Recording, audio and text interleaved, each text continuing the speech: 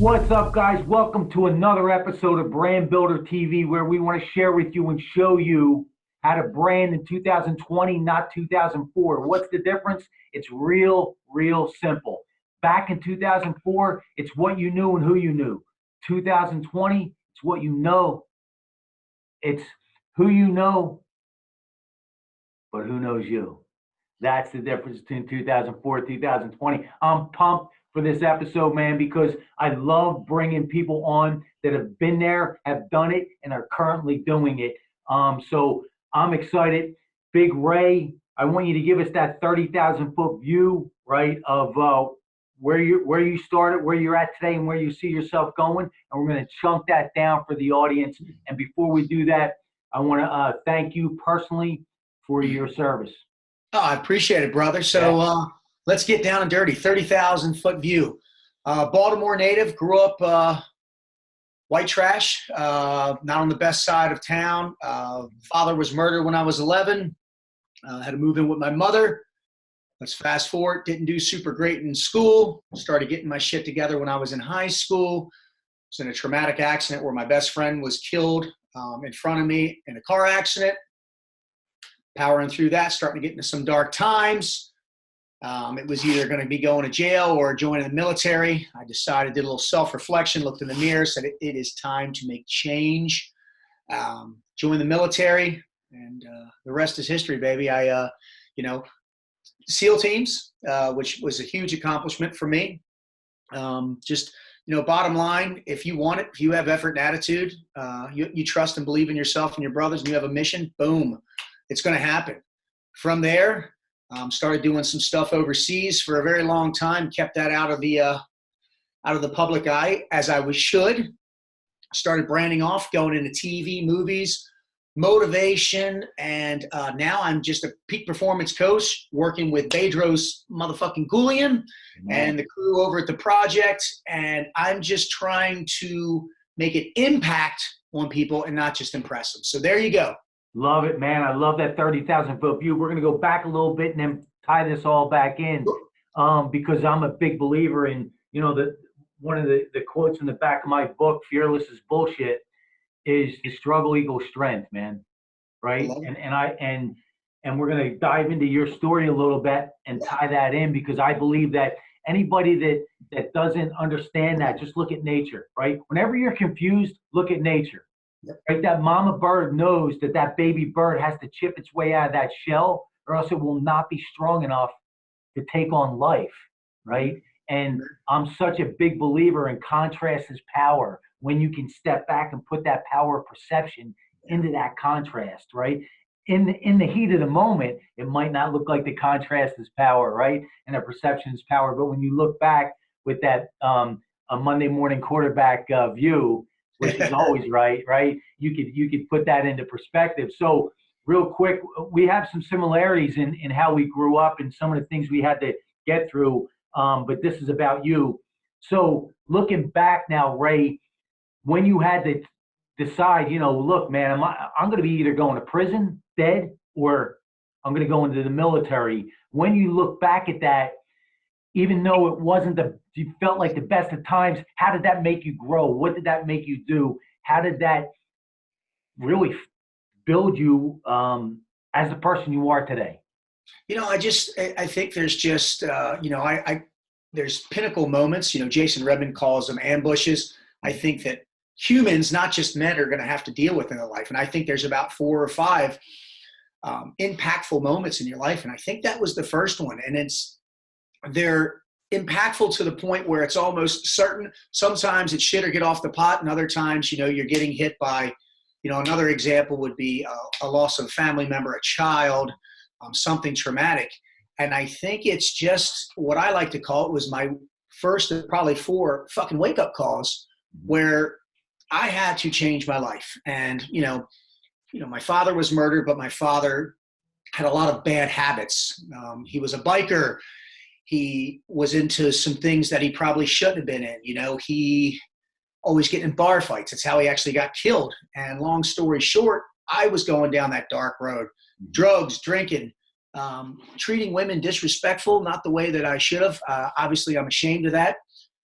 And what I always like to point out on this is I can't remember what I had for fucking breakfast about 3 weeks ago, but I can remember being 19 years old in Maryland, looking in that bathroom, gripping that sink, driving my red CRX SI, coming back from Towson drunk.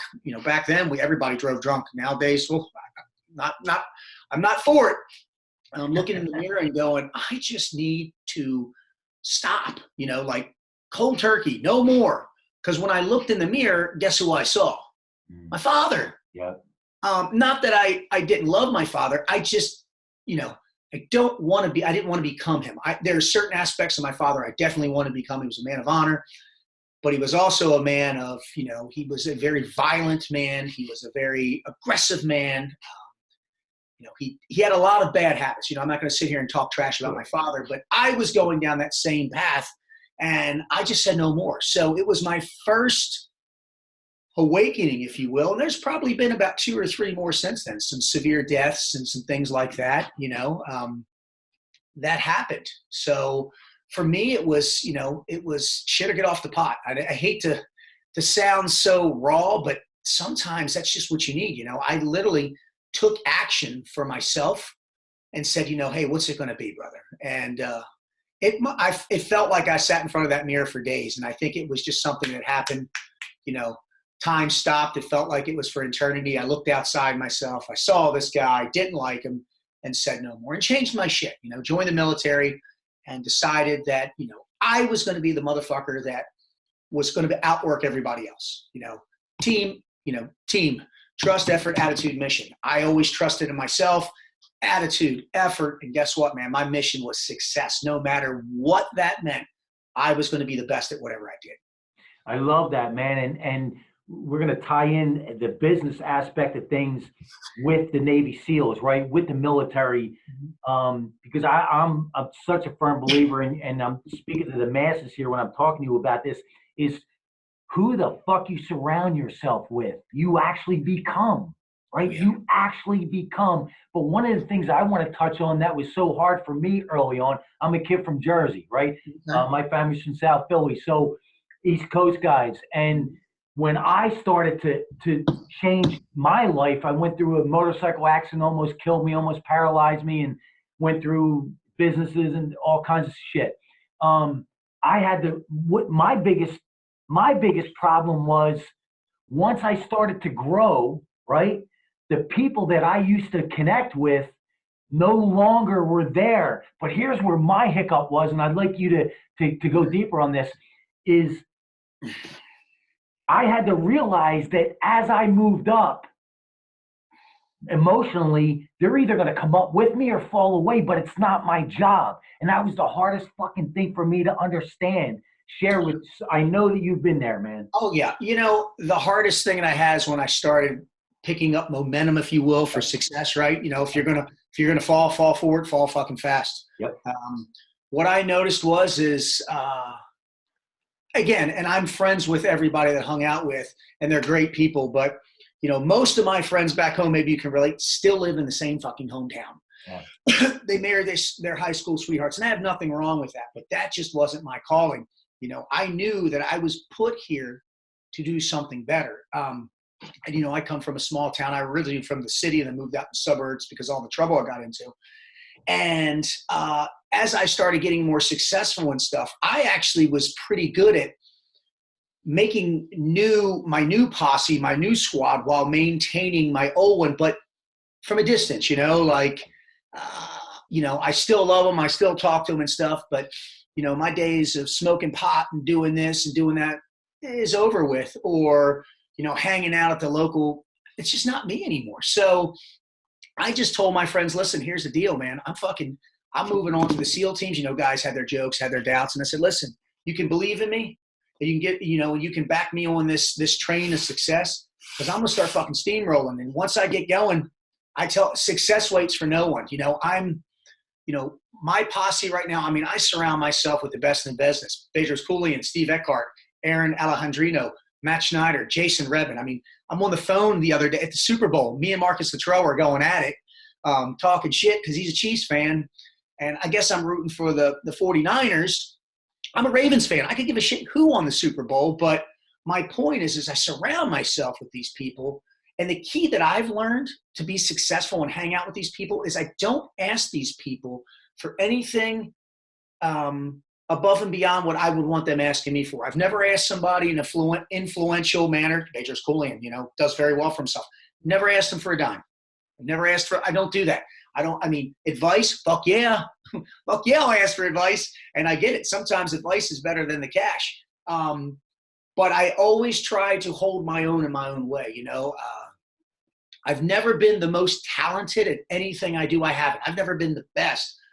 But I just show up. I tell people all the time, like Bedger says, I will hire someone for effort and attitude. You can teach somebody anything, I didn't show up and I was a Navy SEAL. I showed up and I said, there is nobody that's going to fucking beat me. I mean, people did beat me, but by that I meant, when all the dust settled, of the 138 of us that started, there were 16 original remaining, and I was there. And I was like, these other 15 guys, they're the motherfuckers that wanted it like me. So what did I do? I separated myself from that original pack, but I didn't disconnect all the way. I've always check in. They're always checking in on me. And, I'm real big at stopping shit before it starts. I'll give you an example. If I see a conversation, let's use my good friend, Jason Redman. Jason Redman's one of my best friends. I'll be out and I'll be talking to another team guy and somebody will say something like, and again, making sure everybody hears this, I don't really agree with Jason Redman writing a book or telling a story. And I'll be like, look, bro, to another SEAL, I don't want to hear your shit. He's my friend. If you think you're going to try to get me to turn my point of view on who I like and who I hang out with, I've heard the same thing with Rob O'Neill, Marcus Luttrell, and this is what I tell people. You weren't there. They're my fucking friends. I like them before, I like them during, and I like them after. Mark Devine was just asking me a couple of questions, what I thought about Rob, and Rob wants to go on he's a great guy. Why he told her, why he didn't tell, I don't fucking care. I don't. It's not my business. I ain't making nothing off of it. I've never asked Rob. Christ, I buy T-shirts from Rob just like everybody else. My point is just if you're going to be successful, surround yourself with like-minded. What I do is I surround myself with people that are better. How do I get in there? I show up ready to work, man. We do these classes and shit. I'm just as dirty as everyone else. I get in there early. You try to be the first one in. Colonel Hal Moore, right? We were soldiers. First one in, last motherfucking one off the battlefield. And that battlefield doesn't have to be overseas. It can be the workplace and the home field too. So that's how I do it. I love that, man. And I want people to really, we're going to put some neon lights around some of these things you said is, look, when you surround yourself, at the end of the day, your results never lie, right? So if you're not surrounding yourself with the right people, or more importantly, if you are and then all of a sudden they're disappearing, it's because you're not stepping up, right? Yep. They don't want to be around you if you're not stepping up. And I'm such a big believer, and you hear this all the time, Ray, right? Is people want to know, how do I create security in life? Like personal life, business life. Here's the deal. It's fucking simple, right? Life is simple, not always easy, but the simpler you make it, the easier it becomes. Bring more value than the next person, you're guaranteed security, right? Yeah. Bring more. What did Bedro say? He was just on the show last week. If that person brings that much value, I have to keep them. Yeah. I have to surround myself with them. They have me locked in, right? So that's what you're saying when you surround yourself, and all of a sudden you're looking around and your crew is now up here, right? So. And one other thing that I want to touch on and have you go deeper on, you were sharing some stories about other SEALs and other people kind of judging and kind of commenting on other people's journeys. And I'm such a big believer that I'm judged every day, man, right? On my appearance, right? Musclehead with tattoos, bald, and he's got a pit bull, right? And I hear the same thing every time. Once they get to know me, they go, man, you're so much nicer than we thought. I said, yeah. That's I hear that all the time, right? And here's the key. Here's the hack to that. And I want you to go deeper on this. And I tell people all the time, we are human beings. We are going to judge. We're going to judge. You're going to be judged. Your only job is to make them accurate. So when Jason is judged on that book that he writes, his only job is just make them accurate. Talk about that, man. Man, Because it's everybody's biggest fear, right? Of what other people think. That's why people would rather die than get up on stage. Yeah. Right? Oh man, I don't even know where to start with that. But let's start with you being judged. Like I said, everybody, you're constantly being evaluated. Soon as I clicked on with you, I'm looking at your set. I'm looking at you. I'm like, I like this fucking dude. But that's right. How it works. Right. As far as, and I'm trying to remember all this that you said, as far as, the reason why I think I've become successful, and I hate to say this, is I care so much that I don't give a fuck. And people don't understand what that means. And it just means, I'll give you an example, like with Bedros, I'm not going to change who I am, how I act, how I dress, how I talk to anyone. I mean, I'm a fucking HR nightmare, man, but people love me. Jason Redman says, you have a gift of getting up on stage, cursing people out, and people love you. I do, because my superpower is I'm me. Yeah. Everybody has these, Bradley, I don't give a fuck. And this person's, I'm this. And my superpower is I'm me. And that's what everybody's fucking superpower needs to be. You need to show up being you. And I was guilty of not being that, because when I first started getting into the social media and stuff, I was like looking at all these influential people, it's like, oh man, fucking Dan Bazarian's got fucking 30,000 million, blah, blah, blah. He walks around with hot bitches and smokes pot. Right. Okay, great. He followed me for a little bit. We made some comments back and forth. Great guy. But, I told him, I have a better chance of making your money than you do, bud. You didn't make it through it twice. He didn't like that. But you know what? I don't care. And some people don't like the truth. And with me, there's just no in between. Like, I have about 47,000 followers. I'm never going to have 1 million followers, because I'm not going to get up and do stupid shit. And I don't stick to like the Instagram protocols, like one thing. I live by 4 F-bombs: family, fitness, finance, and faith. So you'll see pictures of my family on there. You'll see pictures of fitness, finance. Every now and then you'll see me post something. I'm not bragging, but hey, if I fucking worked hard for it, if I went out and bought a new pickup truck, I want people to see that. Look, hard work pays off. I'm not having a dick measuring contest with people. In faith, I get up there. My faith is I believe in myself. Motherfuckers, I want you to believe in yourself. Every morning I get up and I tell people, you got to believe in yourself. You got to get up and have a self-reflection drill. My wife, everybody does it. Everybody in my family. And then when I go around, conquer 7 points to master you.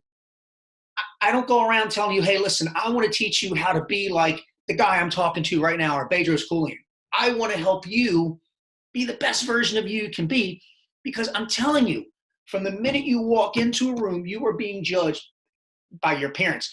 I got tattoos on my hands. People are looking at me. Christ, when my wife met me, she goes, you look like a dick. She started talking to me, and she was like, she loved me because I'm not an arrogant prick. I'm just me.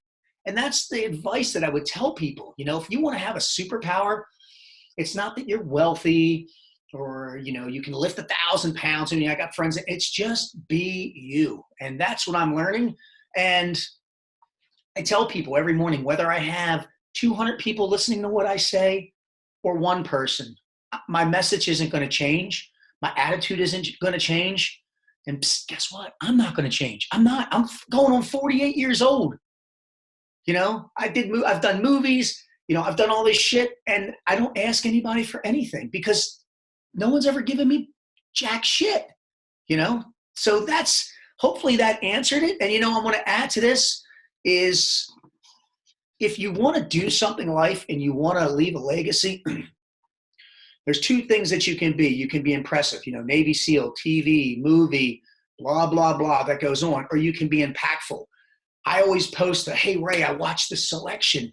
Your episode on integrity made me think about that, to the point where, I'm teaching that with my kids. I went to your Conquer seminar, and I'm doing the life motto.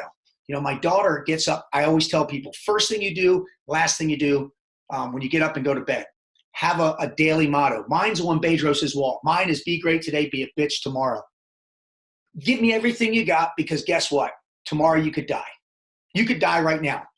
And the key to success is whether you get 6 hours of sleep, 4 hours of sleep, 8 hours of sleep. There's only 24 hours a day. Make it count. You can sleep, get up, be a bitch tomorrow. Guess what? When you get up, repeat. My daughter says I'm a champion, I'm a winner, because I'm not going to have my 11-year-old going around cursing. But my point is I love you. Like you said, people are being evaluated. So you know what? If they're going to evaluate me, if they're going to judge me, then what they're going to judge me on is being a positive, motivated motherfucker who annoys the piss out of them versus a guy that walks into the room, and I call it the seesaw effect. For every negative fucking person you have on the seesaw, you need 7 people to counterbalance that. I cut them the fuck loose. I judge them immediately, and I give them the Heisman. Boom, they're gone.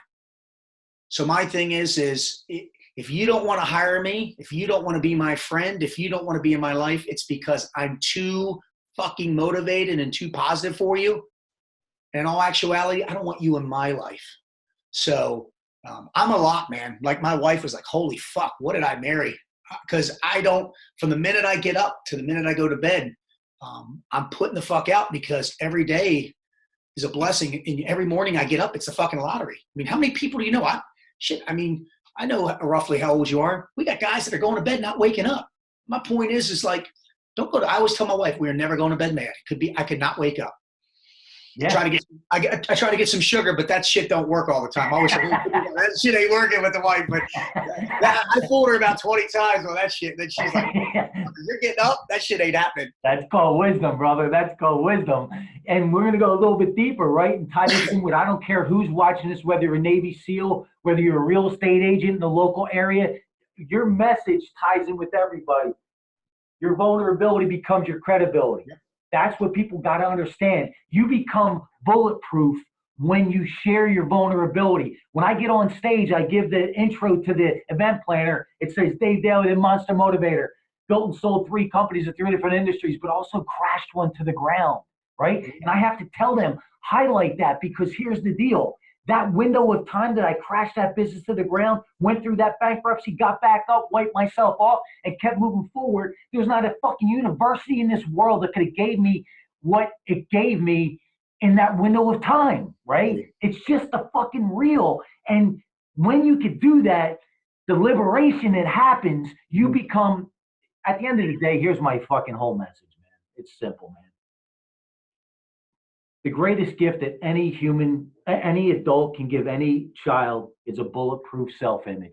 That's the bottom line, because your self-image can be built up, it can be torn down, but it cannot be outperformed. You can outperform your self-image, but you can build it up, you can tear it down. And when you can give a child a bulletproof self-image, now you teach that child it can fish for itself. Nobody has to fish for them. Talk about that.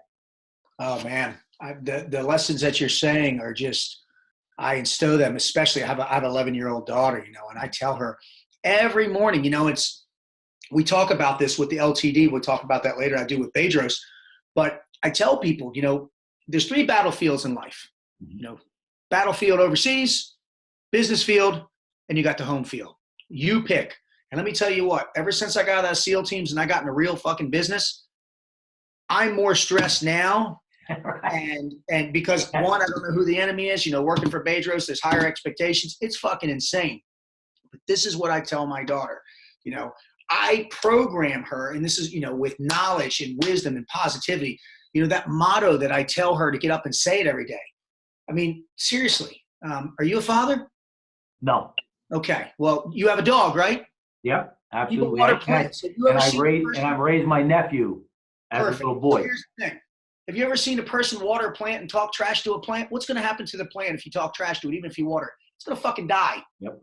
It's been proven. Well, guess what? The same thing's going to happen with your child and the people who are ever in your thing. You can even pass people knowledge, but if you sit here and you mentally debilitate them, if you put them down, if you talk shit about them, if you're doing anything, you're wrong. Like I tell my daughter's 11 years old.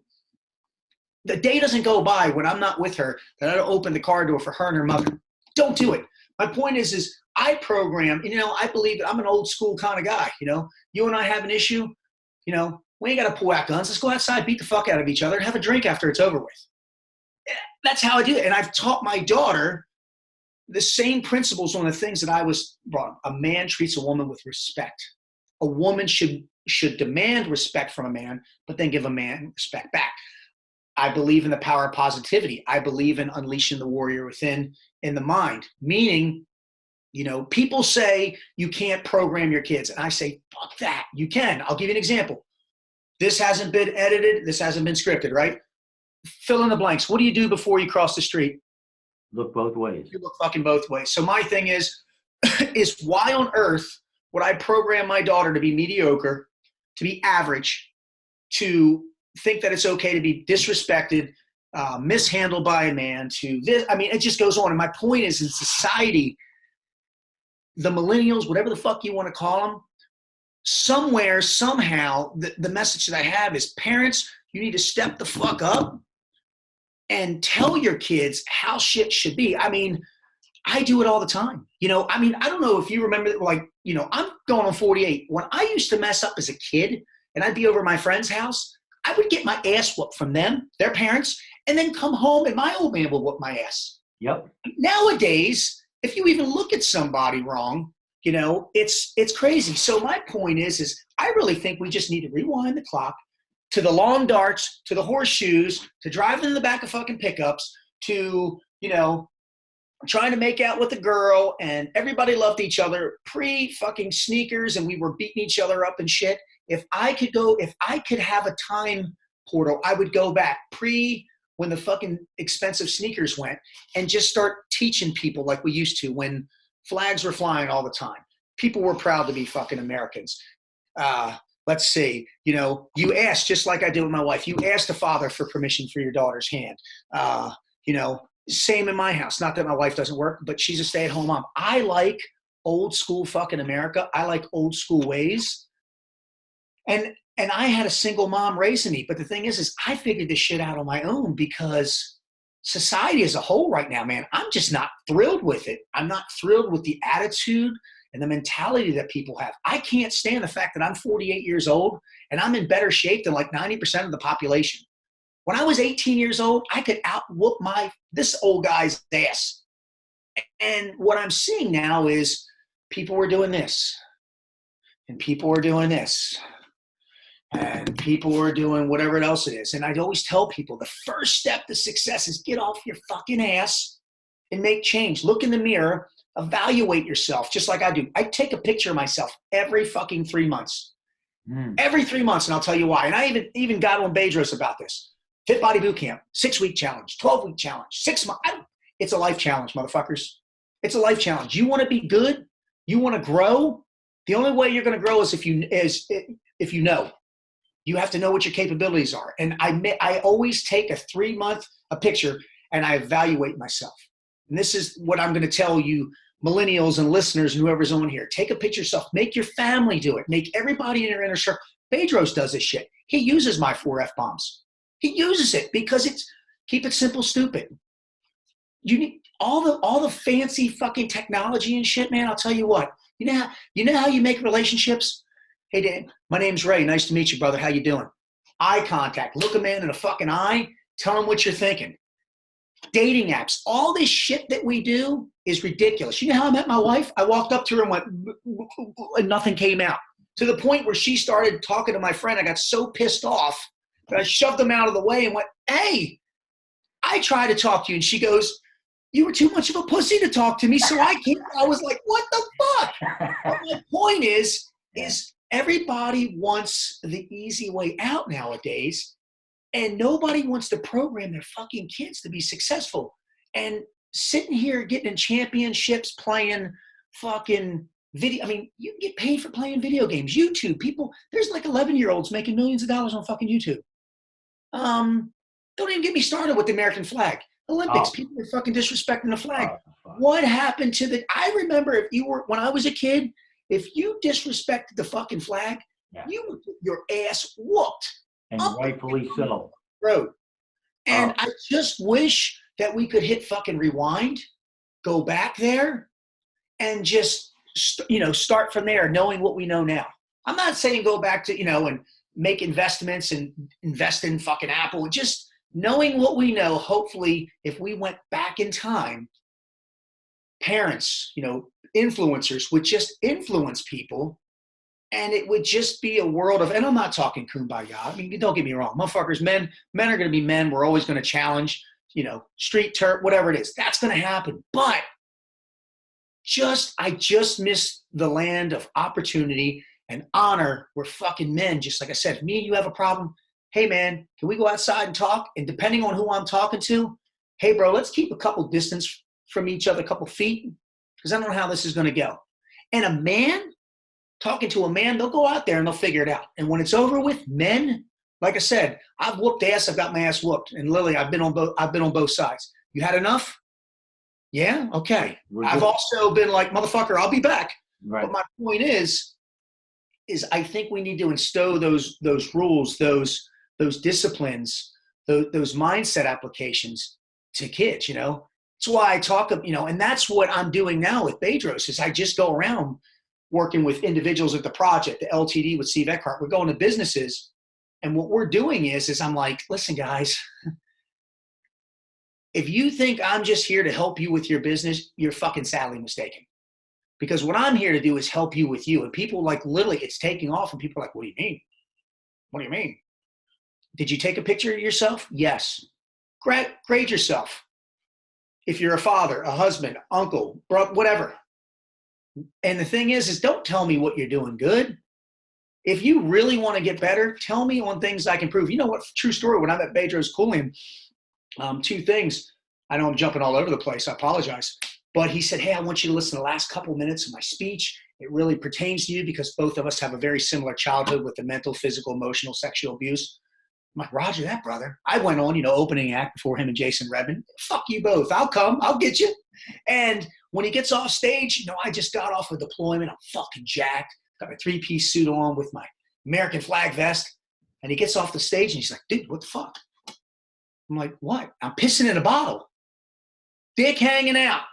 And he's like, bro. And I'm like, put the cap on. I'm like, just live. I'm Irish. No one's going to see anything.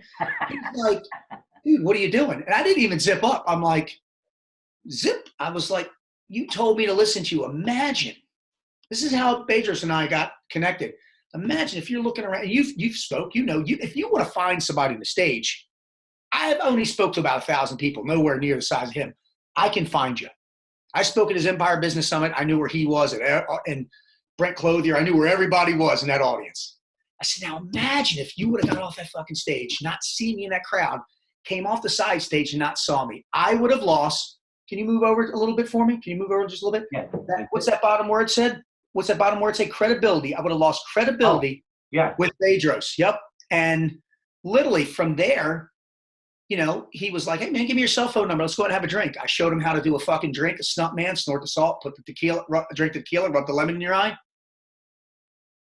And my point is to all this is I established credibility with him immediately by sacrificing literally my own dignity because there were people around. And I just didn't. I told him, I don't give a fuck.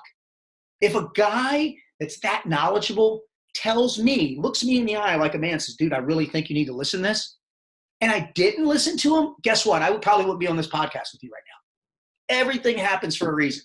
But you kept it real, right? You kept it true to yourself. And we're going to go into I want you to share what you guys are doing with the project, but I want to lead you in with this because at the end of the day, everything that you just talked about, whether it's the American flag, whether it's growing up in a disrespectful way, whether it's the weakness that we're seeing now, it all comes down to lack of fucking taking responsibility, lack of looking to somebody else to fucking blame. That's the bottom line, right? Whether it's, and I'm telling you, my background, I could go on for fucking hours about this American flag. I was adopted as an infant and grew up with the World War II generation. They were my parents had adopted me. We were 2 generations ahead. He was 82nd Airborne in World War II, and grew up with that mentality, right? Which is as close to the immigrant mentality as you're going to get. Yep. So I can go on about spent 17 years in the most violent fucking cities that this country knows. Camden, New Jersey. I spent 17 years. That's a fucking That's a level 4 fucking city, man. That's not a third world country. That's a fourth world country. And the people that are talking about this, Ray, I don't mean to jump off, but this No, hits a please. fucking this hits a core with me. 98% of the fucking people that are talking about the reason why people are kneeling for the flag have no fucking idea. They've never been in the Yep. fucking real city. They've never lived that fucking life, and they don't understand. And they've never experienced it on both ends, right? Yeah. Oh yeah.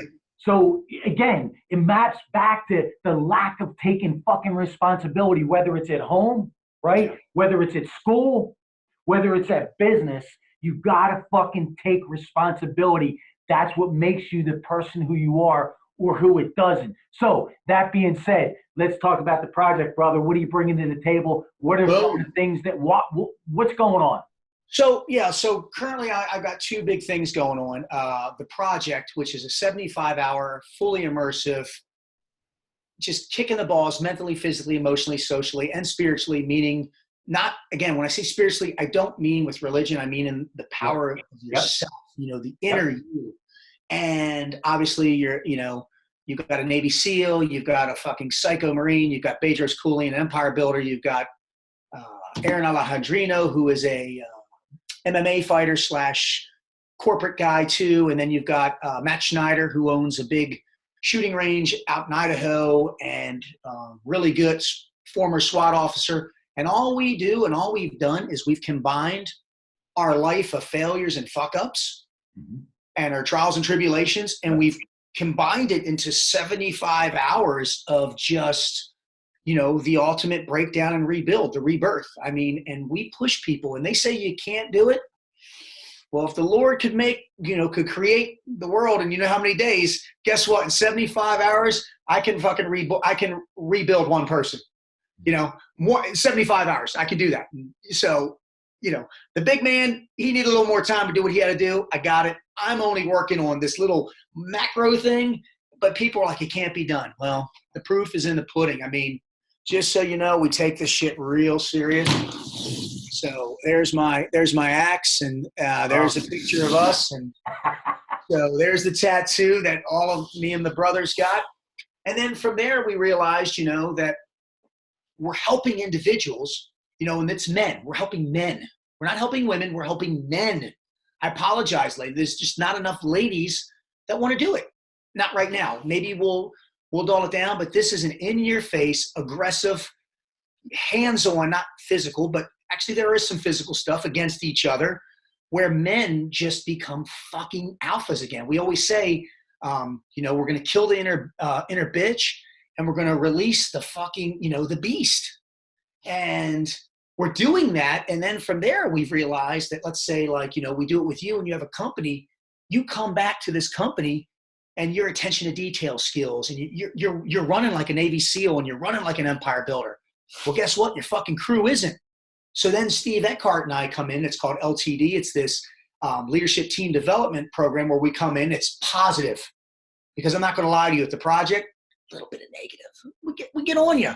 We got to get inside, right? We got to see what makes you tick. The only way you're going to see what a real man is made of is when he is literally exposed to the elements of just rawness. And we take everything away from you. I could take the sky away from you if I want. I have that power. And it's something that I hold very near and dear. And it's very, it means a lot to me, so much that, I don't just get fucking tattoos on me because of it. Me and 4 other strangers who've only known each other for 2 years have done this. It's a brotherhood. It's a bond. But the LTD thing, man, it's like, fuck. We kept getting these calls going, like, Bailey, I'm running this company and my fucking crew just can't keep up with me. They don't understand the attention to detail. They don't understand to keep it simple, stupid. They don't understand the front sight focus. So finally, Bedros and us got together and was like, well, fuck. We actually said fuck twice. We said, why don't we just come up with this program where we focus on the 4 pillars of success? 4. I believe in 4s. Teamwork, problem solving, leadership, and communication. That's it. Jason Redman and everybody always says, leadership is always the problem and it's always the solution. And this is what I'm going to say. Fuck that. Communication is always the problem and it's always the solution. And what do? We come at you. You're a CEO of a company. Let's say you write an email out. Well, sir, just so you know, 60% of all Americans never read a CEO's email start to finish. That's bullshit. Is it? Here's a little drill you can do. Next time you do it, spell a word wrong or put a curse word in there. See how many people do that. You know what? Even fucking for the person that acknowledges it and sends it back to them, give them a prize. Give them something. Never thought about that before. Okay? How about if I do a communication drill with you with 20 of your best employees, and I will bet you, and I get paid well, I bet you exactly what you paid me, that I will give you 5 words for 20 people. 5 words. 4 single-syllable words and 1 double-syllable word.